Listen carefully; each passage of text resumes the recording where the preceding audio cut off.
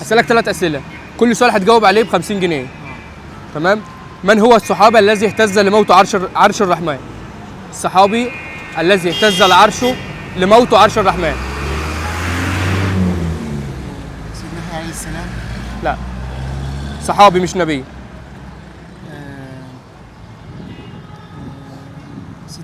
سيدنا جبريل. صحابي مش نبي.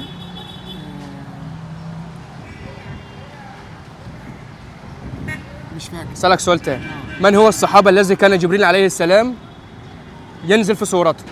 سورة محمد. لا، صحابي. جبريل. لا، صحابي سيدنا جبريل بينزل في صورته. برضك السؤال برضك محير برضك معاك. خلاص، مرة ثانية. استنى سؤال خفيف يعني.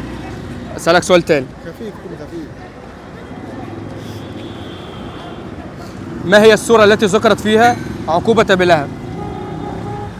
عقوبة أبو لهب. سورة الفيل. لا. سورة قريش. لا.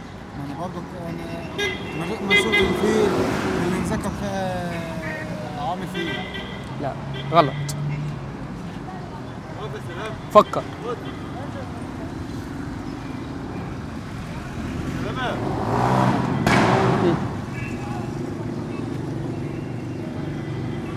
خلاص، يلا مرة تانية. كل سنة وانت طيب.